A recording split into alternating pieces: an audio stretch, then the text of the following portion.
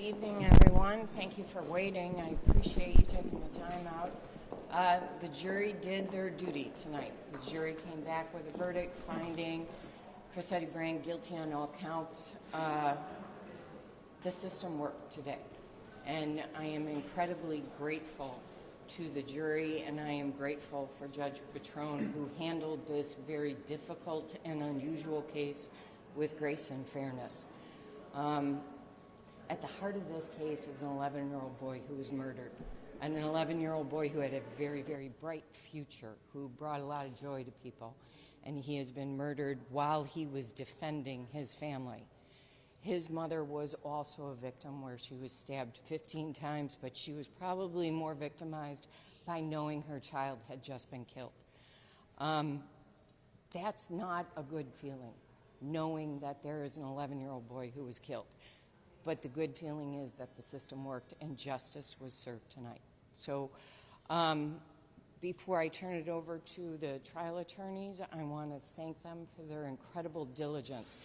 Any murder case is a difficult case.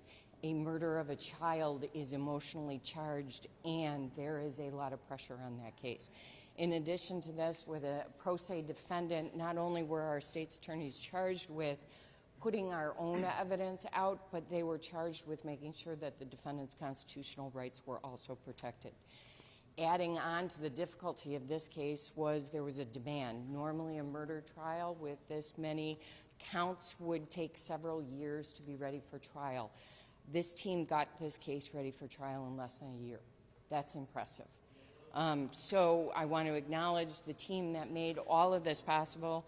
Our trial team was Danny Hanachek, Stephanie Gersh, and Franca, and she made me practice her last name, so I think I got it, and Tignick, right? Deanne Tignick. And our investigators were Sergeant Jerry Murillo, Investigator Marcy Solis, and their entire team. Our victim witness advocate was Samantha O'Brien.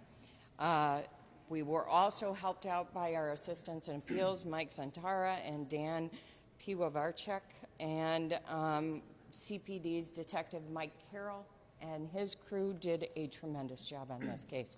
So I am going to turn it over to Danny Hanachek, who did an outstanding job as lead trial attorney on this case. Thank you. There's a few more people that we wanted to acknowledge. We had so much help in getting this together. A lot of different agencies and a lot of different people, and we wanted to just say some names of some people that really helped out. Along with Detective Carroll, the Chicago Police Department's Area Technology Center from Area 3 did incredible work on this case.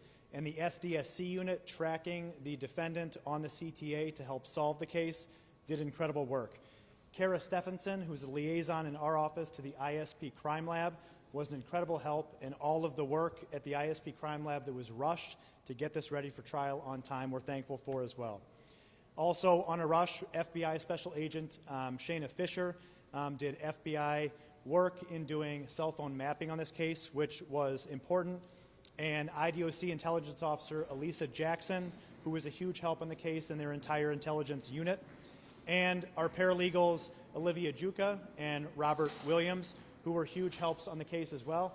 And also we need to thank our families being on trial for a month plus, working long forever hours and leaving them to fend for themselves while we were working long hours. We couldn't be more thankful to them as well.